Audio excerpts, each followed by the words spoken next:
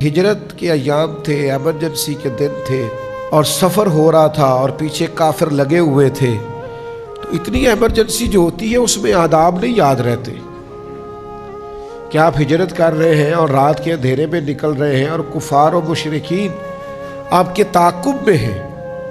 لیکن حضرت صدیق اکبر رضی اللہ تعالیٰ عنہ کے ادب کا معیار اور اسٹیٹس دیکھیے کہ ایمرجنسی جتنی بھی ہے اور بظاہر تعاقب کرنے والے جتنے بھی خطرناک، فرماتے میں نبی پاک علیہ السلام کے لیے دودھ تلاش کرنے گیا ہجرت کے سفر میں، اور میں حضور کے لیے دودھ ڈھونڈ کے لایا، اور جب میں لایا تو محبوب سو چکے۔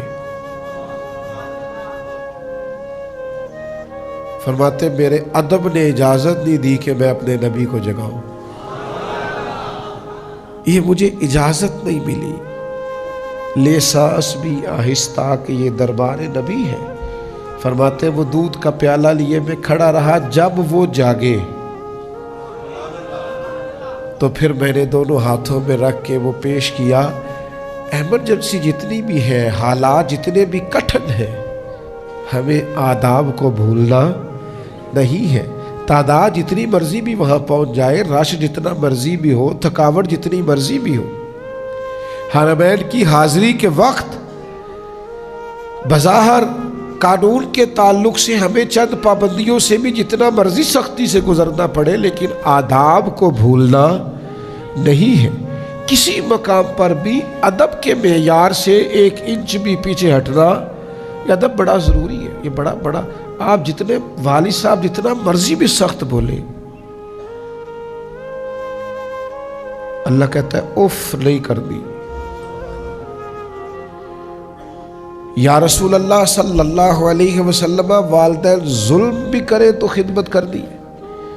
تو پوچھنے والے نے ایک دفعہ پوچھا، حضور نے 3 دفعہ فرمایا اگرچہ ظلم بھی کرے، اگرچہ ظلم بھی کرے، اگرچہ ظلم بھی کرے، تم نے بہرحال ان کی فرما بردار۔ جو ادب والی جگہ ہے وہاں ادب ہی ہوگا، دوسرا کچھ ہو سکتا نہیں ہے۔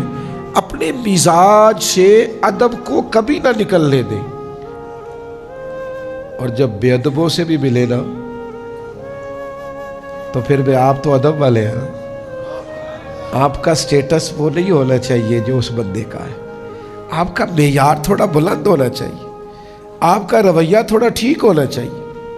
مجھے کھا گئی اس شخص کی بات جسے بڑے طنزیہ طور پر کسی نے بیت اللہ کے سامنے کہا اب توبہ کر لے۔ وہ بھی غصہ کر سکتا تھا لیکن کوئی ادب والا تھا، اس نے کہا یار تو دعا کرنا، میں توبہ کر رہا ہوں، میری قبول کر لے۔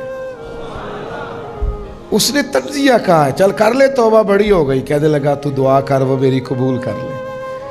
تو محسوس ہوتا ہے کسی نے تربیت دی ہے، کسی نے سمجھایا ہے، کہیں سے سیکھا ہے، کسی کی نظر سے اس نے فیض پایا، کسی کے چاہنے والا ہے، کسی سے پیار کرنے والا ہے، کسی کی نگاہ سے اس نے کچھ حاصل کیا۔